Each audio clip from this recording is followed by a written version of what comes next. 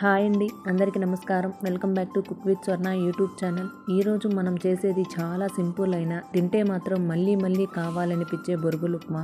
ఉదయాన్నే బ్రేక్ఫాస్ట్కైనా, సాయంత్రం టీ టైంలో అయినా, రాత్రి లైట్గా తినడానికైనా ఏ టైంకైనా సెట్ అయ్యే వంట ఇది. మరి నిజం చెప్పాలంటే ఈ విధంగా ఒక్కసారి చేసి ఇంట్లో పెట్టారంటే ఇంకా ఉందా అని అడుగుతారు.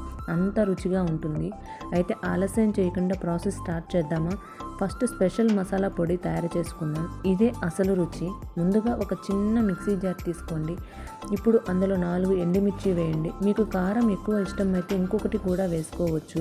ఇప్పుడు 2 టేబుల్ స్పూన్ల పుట్నాల పప్పు, 5 నుంచి 6 ఎండు కొబ్బరి చిన్న ముక్కలు, 2 జీడిపప్పులు, 1/2 స్పూన్ గసగసాలు ఇవన్నీ వేసిన తర్వాత ఒకసారి మిక్సీ మూత పెట్టి నెమ్మదిగా గ్రైండ్ చేయండి.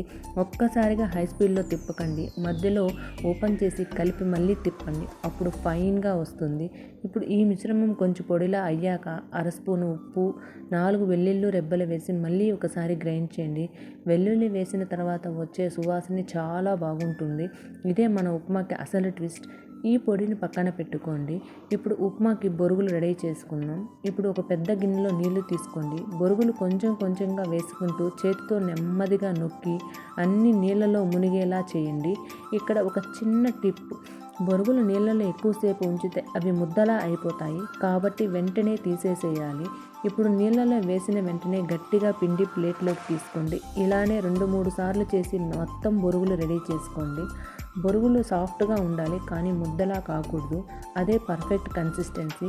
ఇప్పుడు స్టవ్ ఆన్ చేసి ఒక కడాయి పెట్టండి. అందులో కొంచెం నూనె వేసుకోండి. నూనె బాగా వేడయ్యాక ఆవాలు, జీలకర్ర, మినపప్పు, శనగపప్పు ఇవన్నీ వేసి మధ్య మంట మీద నెమ్మదిగా వేయించండి.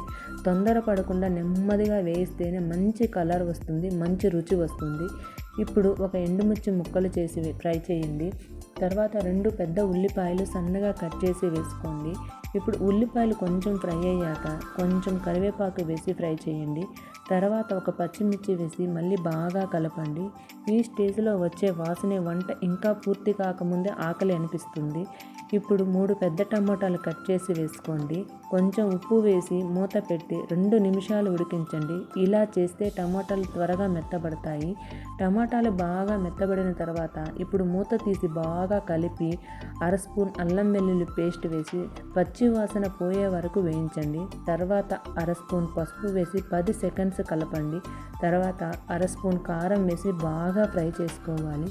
ఇవన్నీ ఫ్రై అయ్యాక నూనె పైకి వస్తుంది. మంటను లో ఫ్లేమ్లో పెట్టుకొని ముందుగా రెడీ చేసి పెట్టుకున్న బొరుగులు వేసుకోవాలి. తర్వాత రుచికి సరిపడా సాల్ట్ వేసుకోవాలి. ఇప్పుడు బొరుగుడు కలపడం జాగ్రత్తగా చేయాలి. స్లోగా నెమ్మదిగా కలుపుకోవాలి. గట్టిగా కలిపితే బొరుగులు పేస్ట్ అయిపోతాయి. కాబట్టి లైట్గా కలపండి. కొంచెం టైం తీసుకుంటూ కలిపితేనే అన్నీ బాగా మిక్స్ అవుతాయి. ఇప్పుడు మనం ముందుగా రెడీ చేసుకున్న పొడి తీసుకుని అన్నింటి మీద చల్లి నెమ్మదిగా కలపండి. ఈ పొడి అన్నిటికీ పట్టేలా కలిపితే సూపర్ టేస్ట్ వస్తుంది. ఈ టైంలో వచ్చే వాసన నిజంగా చెప్పాలంటే పక్కింటి వాళ్ళు కూడా వచ్చి చూస్తారు. ఇప్పుడు ఒక నిమ్మకాయ రసం పిండి మళ్ళీ లైట్గా కలపండి. ఇది ఉప్మాకి మంచి టేస్ట్ని ఇస్తుంది. చివరగా పైన కొత్తిమీర చల్లి 1 నిమిషం పాటు స్లోగా కలిపి స్టవ్ ఆఫ్ చేయండి. అంతే అండి, మన బొరుగులు ఉప్మా రెడీ అయిపోయింది. చూడడానికి సింపుల్గా ఉన్నా తింటే మాత్రం వావ్ అనిపిస్తుంది. ఒక్కసారి తింటే ఇంకొకసారి చేయమని అడుగుతారు. గ్యారెంటీ ఇది. మీరు కూడా ట్రై చేసి ఎలా వచ్చిందో కమెంట్ బాక్స్లో చెప్పండి. వీడియో నచ్చితే లైక్ చేయండి, షేర్ చేయండి, మా ఛానల్ సబ్స్క్రైబ్ చేయండి. మళ్ళీ ఇంకో రుచికరమైన వంటతో మీ ముందుకు వస్తాను.